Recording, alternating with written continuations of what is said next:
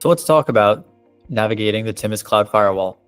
And what is the Timus Cloud Firewall? So I'm starting on our architecture slide because it's important to note that you'll hear the term gateways and connectors and private tunnels.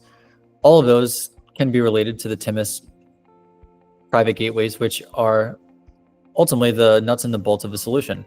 All users are being tunneled through a private exclusive gateway, which is not shared with any other users. And by any other users, this is not a shared gateway where, like a commercial VPN, where you select a region and you are sharing gateways with users all over the world. This is exclusive to your business. And with that comes a dedicated static IP address and full control over traffic within that organization. So the cloud firewall is like any other firewall where you can pick and choose what goes through, how it goes through, when it goes through, and what is allowed through and when. So if I come into the Timus tenant, and I'll take one step back and go to the start in the partner portal, because when I think deploying and I think MSPs, I know that standardization, reducing clicks, all of this is beneficial to you. So if I start in the partner portal at partners.timusnetworks.com, and there's the policy migration tab on the fourth tab to the left on the left-hand side, I can pick and choose a source and a target, and I can pick what I want to copy over. And I mentioned that because as I go through these best practices, there might be some things that, again, are templatized or are very much standardized across your client base. So now if I go back to the Timus manager and I start from the very bottom. So if you're opening up a new tenant, you're going to see 3 rules every single time. You're going to see rule 0, which is a deny all rule, with a rule above it as rule number 1, which is allow for ICMP. And then there should be an any rule. When we go back to the diagram now, by default, all traffic is going through the gateway, right? It's not like a traditional VPN where only the connector to the traffic to the office is going through. All traffic is going through the VPN. And now this is here to segment who gets access to what and when. So anything above that is done based on priority. You can do drag or drop. And because you work with local firewalls, this will be familiar to you. But if I go to create a new one, I can get incredibly granular. And we can use this for a variety of reasons. If there's a site-to-site tunnel and there's some type of hybrid connector setup, you can use this to now block certain teams or allow certain teams to specific sensitive resources rather than giving everyone access to everything. So that can be done based on user, team, device, or tag. And an example would be company-owned devices do have access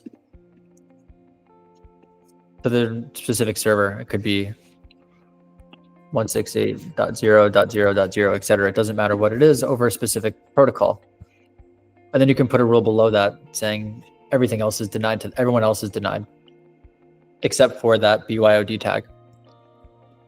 That's just one example, and you can use the destination as devices, IPs, and by devices, I'm thinking local desktops. But the alternative reason why you would use this would be for category blocking and our safe browsing function, which is also through the cloud firewall, or also known as secure web gateway. So here you can choose user, team, device, tag to make sure this is granular, and make sure that maybe a user on their personal device at home doesn't get restricted from accessing maybe social media. So that takes me to destination, where you can do this based on category, website, or keyword. When I started at the front around the policy migration, if you're using Timus for category blocking and you're using this broadly, you probably have this templatized. So just going back here from the get-go, but here you can do multiple categories into the policy. And when you have these, you can also schedule them. So maybe you have a specific policies that block all the time, right? Some sites should never be accessed from company managed devices, but maybe for social media, after 5 o'clock, they can access it, or Netflix after hours, they can access it. When I come back here though to web categories, of course, there's always some sites that maybe are going to be in a list that should be accessed, whether it's LinkedIn or YouTube or whatever it may be. So that's where I'm coming to web categories, and I start with my whitelist. And you can edit the whitelist and you could put in linkedin.com.